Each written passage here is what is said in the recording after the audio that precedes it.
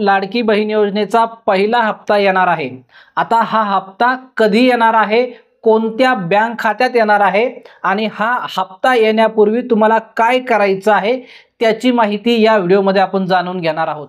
रक्षाबंधनला म्हणजेच 19 August 15 August ते 19 ऑगस्टच्या दरम्यान लाडकी बहीण योजनेचा पहिला हप्ता महिलांच्या खात्यात वर्ग केला जाईल।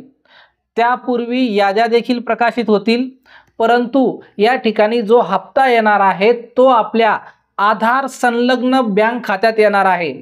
जर तुमच्याकडे कुठल्याही बँकेचं खातं असेल तर ते खातं तुमच्या आधार कार्डशी लिंक झालेलं असलं पाहिजे।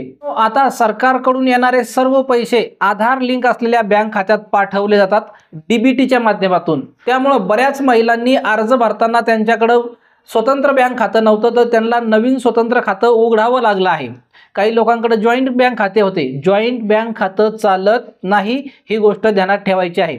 महिलेचं स्वतंत्र बँक खातं लागेल, शिवाय ते कुठल्याही नॅशनलाइज बँकेत असेल किंवा पोस्टाच्या बँकेत असेल किंवा जिल्हा मध्यवर्ती बँकेत जरी असेल तरी देखील तुमचे पैसे येतील, परंतु त्यासाठी ते तुमचं बँक खातं आणि आधार कार्ड यांचं सीडिंग झालेलं असणं आवश्यक आहे। तर खूप लोकांना असं वाटतं की आपण बँकेत खातं उघडलेलं आहे, आधार कार्ड दिलेलं आहे म्हणजे ते लिंक झालंच असेल, आपल्याला मोबाईलवर मेसेज पण येतो।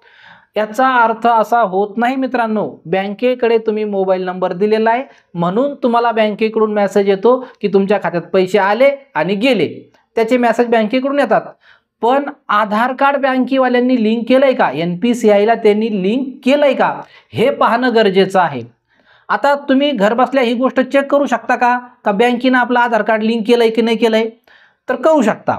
कशा पद्धतीने चेक करायचंय, यासाठी एक महत्त्वाची गोष्ट आवश्यक आहे, ती म्हणजे तुमच्या आधार कार्डला मोबाईल नंबर लिंक असला पाहिजे।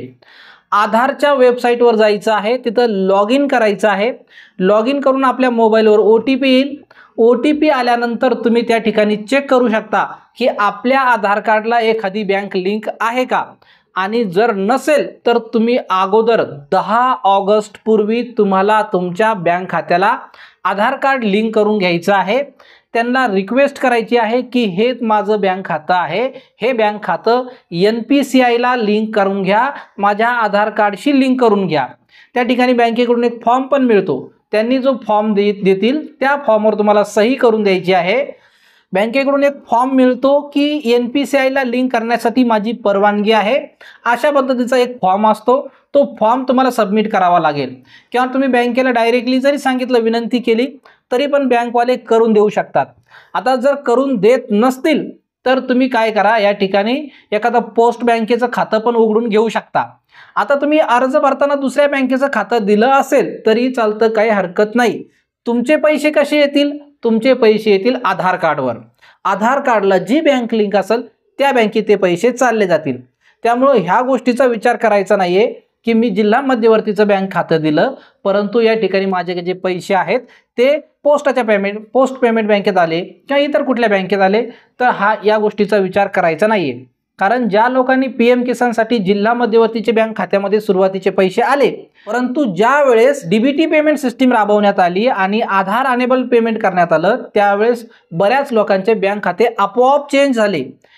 पूर्वी जिल्हा मध्यवर्तीच्या बँकेत पैसे येत होते, नंतर ते पैसे दुसऱ्याच बँकेत यायला लागले, तर त्याला काही प्रॉब्लेम नाहीये। फक्त तुमच्या बँक खात्याला आधार कार्ड लिंक असलं पाहिजे, ते NPCIशी ॲक्टिव्ह असलं पाहिजे, तुमचं आधार बँक सीडिंग स्टेटस जे आहे ते ॲक्टिव्ह असलं पाहिजे, तरच तुमचे पैसे येतील। ही गोष्ट एकदा चेक करून घ्या। यापूर्वीच्या व्हिडिओमध्ये पण आपण ही माहिती सांगितली होती। अशाच महत्त्वाच्या व्हिडिओसाठी आपल्या चॅनलला सबस्क्राईब करून ठेवा। धन्यवाद मित्रांनो, पुन्हा भेटू अशाच एका व्हिडिओमध्ये, तोपर्यंत जय महाराष्ट्र।